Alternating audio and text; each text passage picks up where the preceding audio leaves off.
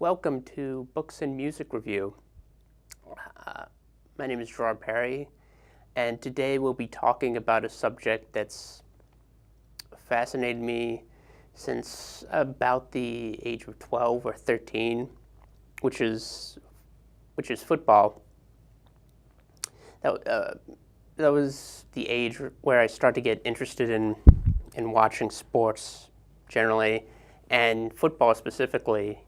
At the time, the Dallas Cowboys and the Buffalo Bills were both really phenomenal football teams.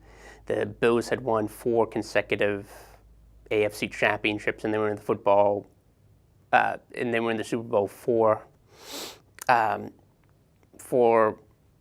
times in a row. Unlike today, where the fact that they made the playoffs by luck, by chance, recently was greeted with jubilation among Buffalo fans. But you had a lot of huge stars back then, like Troy Aikman, Emmitt Smith. The Cowboys were actually kind of in contrast to the Bills, they were kind of a crazy football team. There were a whole lot of scandals and controversy. The coach and the owner, Jimmy Johnson and Jerry Jones, respectively, hated one another, despite the fact that that on paper it looked like a good partnership. The Cowboys were winning championships and recruiting amazing players from different teams. There's still a bit of a clash. The power dynamics didn't really work out, and a team that was sort of similar to that is the Philadelphia Eagles. And I figured, since the Philadelphia Eagles and the New England Patriots right now are going to face each other in a Super Bowl for the first time since 2005, this would be a good time to talk about a really good book by journalist Mark Bowden called Bringing the Heat. It was published about a year after a really tumultuous season in Philadelphia, where they made the playoffs for the first time in a very long time and wound up winning a wild card game. But the actual subtext of that was really a really interesting story about a team that was going through all sorts of turmoil, with firing of a really controversial coach, Buddy Ryan, and the conflict between him and a new owner who was, like most NFL owners, he'd come into fortune and through another series of businesses. In his case, selling cars.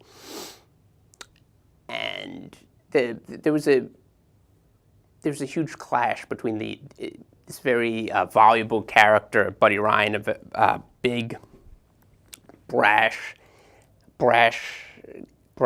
guy who didn't really care too much about the feelings or the opinions of his players, or pretty much anyone else, including the people who signed his paycheck, which is why eventually he was let go.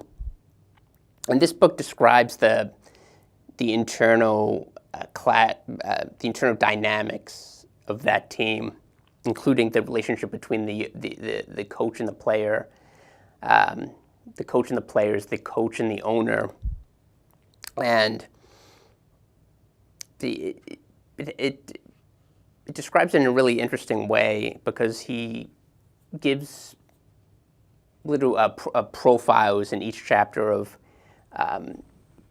different players and the approaches they had, not just to football in general, but to life. And you had a lot of kind of amazing characters on this team. This was the team that had Reggie White, a defensive mastermind, a guy who was really this ferocious player who wound up having more sacks than any player in history. And at the time, he was also really pivotal. Even though this book was when this book was being written, free agency wasn't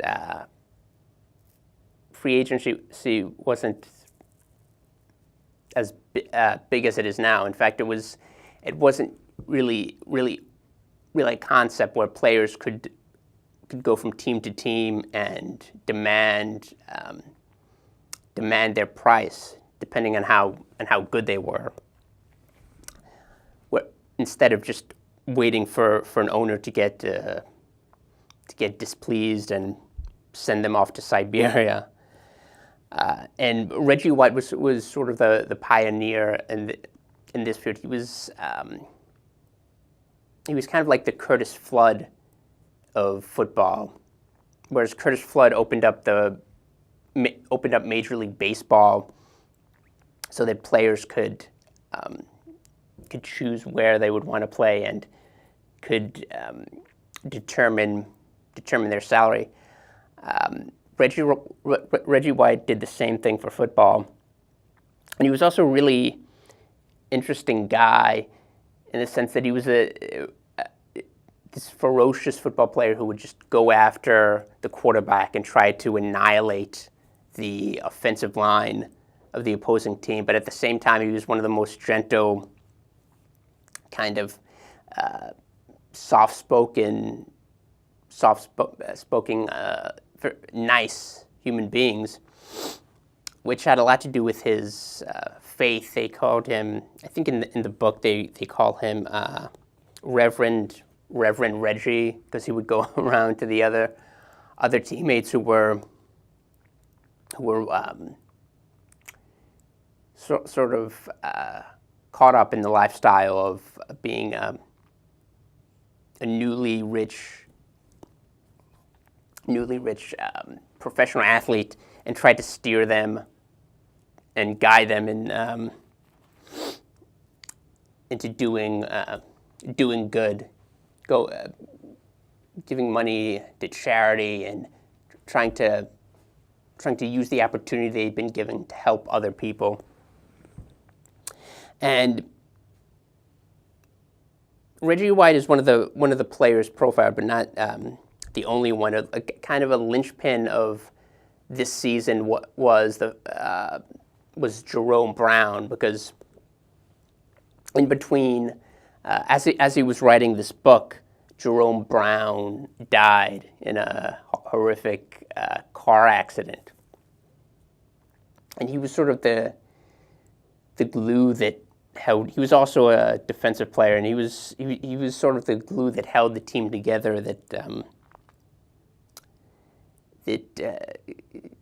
It's hard to describe, but he was a prankster, and he was also a very jovial, kind of fun guy to be around. And an interesting thing the author does is describe what he meant to the town he grew up in Florida. A small town where he was a varsity athlete, and by the time he got to the NFL and had made a name for himself in his very brief career, he was kind of a local hero, and that's one of the kind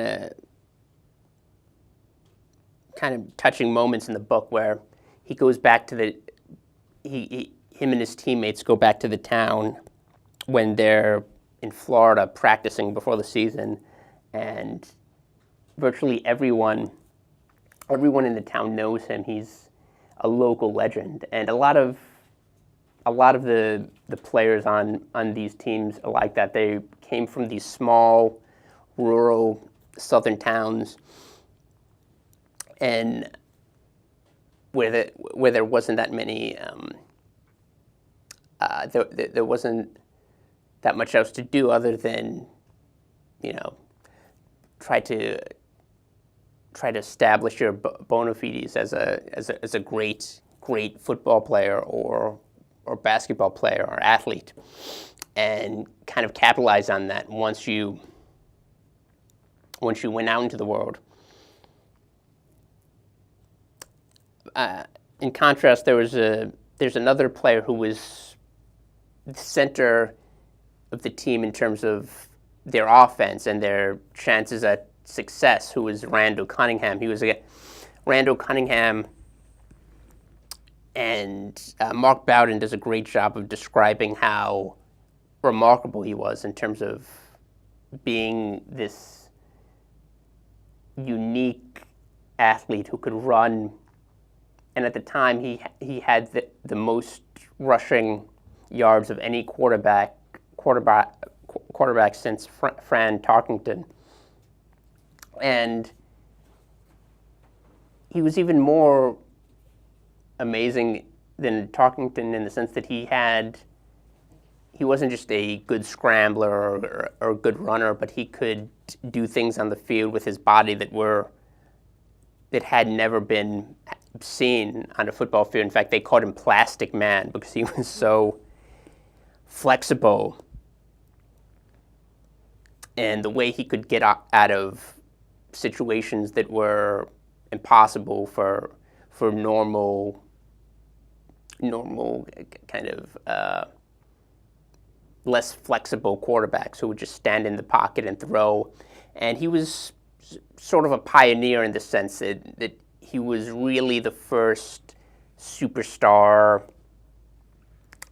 running the first mobile quarterback to that degree that you really had to take into account the fact that he might pull down the ball and rush for 20 or 30 yards if you let him, if that was the only option. And this was before Michael Vick and Russell Wilson and all sorts of other quarterbacks, more recent quarterbacks that have kind of ingrained this into the National Football League. The idea that you can be an athlete, you don't just have to be a good passer. And Randall Cunningham was one of the people who kind of established that. He was also a pioneer in the sense that he was one of the first really talented franchise quarterbacks who was an African American. At the time, there were no African American coaches, or there might have been one coach, Art Shell with the Raiders, but there were virtually no African American coaches, and there was only one quarterback, Warren Moon for the Houston Oilers, who was also very was kind of similar in the sense that he was also a great runner. He was able to make plays where no plays existed. And Mark Bowden does a great job of describing how controversial he was, not just for the league, but more importantly for the players and the coaches in Philadelphia. The fact that he looked at it as himself, rightfully as a superstar, and carried himself that way. He graduated from UNLV, which is in Las Vegas. So he saw himself as kind of a celebrity even before he came to the NFL, which makes celebrities, and it alienated virtually the entire team. And he was even benched for a while by the coach in favor of Jim McMahon, another really interesting character. And this is why probably why Mark Bowden did a book about this team. Not only the fact that he was a reporter for the Philadelphia Inquirer and he covered them day in and day out, but there were so many unique personalities on this single football team that you could write a 400-page long book. And one of them was Jim McMahon. He was someone who was legally blind, or technically he had terrible eyesight, and yet he was also someone who had a career in the NFL for over a decade, and I think either was nominated or he won a Heisman Trophy when he was at Brigham Young University college, that he almost kicked him out of school for being such a delinquent. And of course, Brigham Young is a very stern Mormon university where you have to sign a code of conduct, and this was anathema to someone like Jim McMahon, who was always courting controversy, whether it was insulting the NFL or insulting other players. There's a famous shot of him with googly eyes in the middle of a Bears practice. I think that happened when he was with the Super Bowl, when he was at the Super Bowl. So McMahon and Cunningham, there was a quarterback controversy for most of that season, and that's another interesting thread that runs through the book.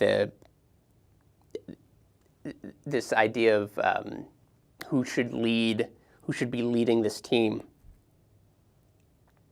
and I think that's one of the reasons he wrote the book in the first place, because there was so much, not just the individual personalities of the players were so, there was so much, there was something charismatic about a lot of these football players, but there was also something that drew him to write about a team that was kind of riven with conflict and successful in spite of that. They were able to surmount not only the internal tensions, but the fact that one of their most beloved players, Jerome Brown, this amazing, heartfelt, really warm and loving guy, who's also a bit of a rogue when he first got to the team and before he was drafted. The fact that he died in the prior to the season, and they had to find a way to surmount this obstacle, which should have been impossible. When you read the book, you get a sense of how much he contributed to the team, not only in terms of being one of their best players, but emotionally lifting up all of his teammates. So that's one of the main themes of the book, the tension that they had to overcome as a team. And I think it's interesting that he decided to write this book about a team that wasn't really that successful in terms of winning in the postseason. They were able to win a wild card game, but they didn't go to the Super Bowl or the NFC Championship, and they certainly didn't replicate what the Eagles this season did, which is also kind of impressive when you think about the team, this year's Eagles team, losing their franchise quarterback with four 3 or 4 games to go, 3 or 4 games left in the season, and still being able to go to the championship with a backup quarterback. That's probably a story in its own right. But bringing the Heat is amazing in the sense that it's not a story about a Super Bowl caliber squad. It's just a story about people who had really interesting, fascinating lives. People like Seth Joyner, this linebacker who weighed 185 pounds, which is astonishing when you think about how small that is. Someone charging into an offensive line of 260 or 280 pounds. They weren't quite as big as they are now, where you have 300-pound